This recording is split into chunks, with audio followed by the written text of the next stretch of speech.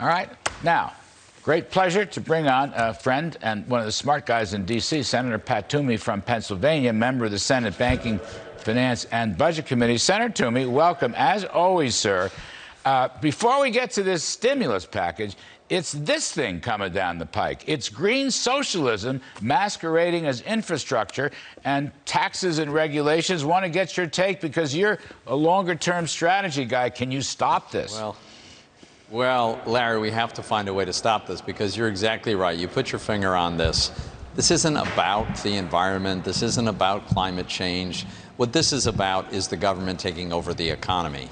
Just as this monstrosity that just passed the House isn't about COVID, and it isn't about the economy. It's about how does the government permanently expand the welfare state, make more people dependent on government, make state governments dependent on the federal government. That's what this whole thing is all about, and it is going to do enormous damage. And the more it's designed to be permanent, the more it's irreversible damage. So we absolutely have to fight as hard as we possibly can. You got a lot of refineries in Pennsylvania. Yeah. You got a lot of oil and gas. I mean, Pennsylvania was a great success. Great success. Right. You know, we'll give Democratic governor, former governor, some kudos on that. But look, this will destroy fracking, oil, gas. It'll destroy it. Larry, so we don't have a lot of oil, but we've got a lot of gas. Pennsylvania is the #2 producing state in the union in natural gas, behind only Texas. That's a lot of gas. And meanwhile, you have New England very nearby, massive consumers of natural gas, and they produce none. And so what does New York do in between the biggest producer, the second biggest producer in America, and one of the biggest consuming areas? They forbid a pipeline that would get our gas to them. So instead, they have tankers coming in from who knows where to provide the gas they need. This is crazy.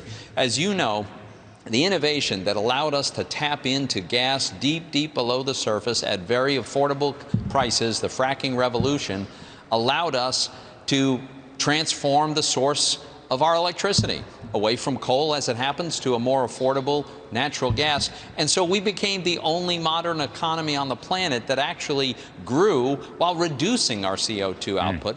And how does the left respond to that? Let's stop it. You know, I mean, it's crazy. Natural gas has been fantastic for Pennsylvania and for America and for the environment. Senator Toomey, this green socialism would end fracking and all carbon fuels by 2035. All right, there's a methane piece by 2030. There's an overall goal by 2035. Across the country, sir, roughly 75 to 80% of our power comes exactly from fossil fuels. Now, I don't know how in the heck anyone believes this is going to help the economy, this Green New Deal. Larry, this to me is like deciding, you know, there's too many people who slip and fall and hurt themselves, so let's have a law that suspends gravity. I mean, I wouldn't be surprised if that's coming next. It's that ridiculous.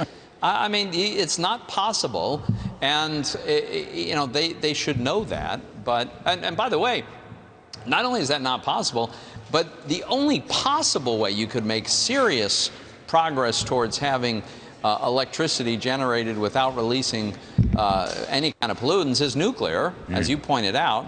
And we know that they're opposed to that. So it just makes no sense. Is there Pat Toomey, before we break, is there a carbon tax coming? Is there a national gas tax hike coming? They're going to try. They're going to try. Now, the only way they can do that, as you know, Larry, the Republicans in the Senate are not going to go along with that. But they'll try to do it through reconciliation, which is a device that allows them to pass legislation with a simple majority vote in the Senate. So we have to be prepared for that effort. All right. They're going to try to reverse all the Trump tax cuts. Correct. You know what I mean? This is an excuse. Totally. Infrastructure, Green New Deal, all the excuses to do what they've always wanted to do. Yeah. And the maddening thing about it is that a year ago, we had the best economy of my lifetime. Very strong growth, record low unemployment, accelerating wage gains, diminishing income gap. What was wrong with that? I mean, I'd like to go back to that. Yeah, they want to transform America. I don't want to transform America, by the way. I basically like America. It's the greatest country in the world. Senator, you're going to stay with us through this break. We'll come right back as soon as we can. You're wonderful. Because I got a few other nits to pick about what's happening in Washington. Democrats, by the way, speaking of one of those nits to pick, they snuck in this no tax cut provision in the COVID bill. States are not allowed to lower taxes. Municipalities can't lower taxes. I don't get this at all. So it's okay to spend, but not for you to keep your own money? What a lousy idea. I'm Kudlow. We'll be right back with Senator Toomey. Adding insult to injury in the new COVID bill, which is full of pork barrel spending anyway, it expands the welfare state, litters with political payoffs. Now we find out Senator Majority Leader Chuck Schumer put in a no tax cut provision for state and local governments. A no tax cut provision. I've never heard of such a thing. I've been around a long time. I don't even think it's constitutional. I don't know why the parliamentarian didn't rule it out of order. I don't know why Republicans aren't screaming about this. Well, let's go back to our expert, one of the smartest guys in town, Senator Pat Toomey. Well, Pat, this is a newbie. I've never seen or heard of anything like this before. You got to help me out here. I can tell you exactly what's going on here, Larry, and it's unbelievable. So, first of all, let's remember, 2020 turned out to be an all-time record year for state and local tax revenue. There was no bailing out to be done. They had more cash than they've ever had, and that doesn't count the $500 billion we sent them last year anyway. So that's the situation the states are in, completely flush with cash. And we Republicans were screaming about this, saying, why do they need yet another $350 billion? They're only going to end up cutting taxes. Why are we doing this? Well, there's a reason. Now they've sent them the $350 billion with the proviso that they may not cut taxes, right? So what are they going to do? They're going to launch new spending programs. They're going to expand eligibility for existing programs. And they'll spend it all. And a year from now, Larry, they're going to say, oh, my, we're out of money. You have to send us another $350 billion to continue these programs that you made us launch. That's what this is about. Dramatic expansion in the size of state and local governments that the federal government will control. It's terrible, Larry. I think you're spot on, but I naively ask you, Senator Toomey, is this constitutional? I mean, can they really do this? Well, so that's a fair question. My worry is that, and I haven't, had a chance to have a legal analysis of the actual language, but what they can probably do is condition the money on the states agreeing not to cut their taxes. So maybe there's a way a state can walk away, but then they have to walk away from a big pile of cash. That's the way the federal government usually imposes its will on states. You know, I just see this to some extent. You and I have talked about this down through the years. This is kind of a philosophical question between the two parties here in 2021. So the Democrats, it's okay to spend your money. It's okay. Spend it, control it, regulate it, and so forth.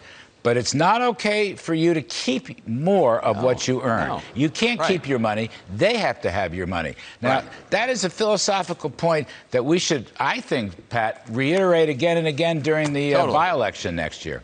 You're absolutely right, because the underlying premise, the fundamental divide is, whose money is it in the first place? Does it belong to the person who earned it, or does it really belong to the government? And you get to keep whatever the government generously decides to allow you to have of really its money. Who has that first claim on earned money? I think it's the person who earned it. I've never seen such a blatant thing as this Schumer amendment. Neither have I. Larry, I haven't seen anything like this bill. I think this $2 trillion monstrosity is every bit as bad as Obamacare, and that's saying a lot. And I think you mentioned this, but it really is at bottom a major expansion of the welfare state. I call it LBJ Great Society to the 100th power. Yeah, I mean, expanding Obamacare subsidies to people who make six-figure incomes. I mean, honestly, even the direct payments of several $1,000s to a family that makes $150,000 a year and never had an interruption of income. They don't need that payment. I mean, the list goes on and on. This is all about expanding the control and the role of government. Yeah, it really is. Central planning. It's a socialist approach. I hate to say it, but it's a socialist approach. Senator Pat Toomey, the best of the best. Thank you, sir. Really appreciate it today. Thanks for having me.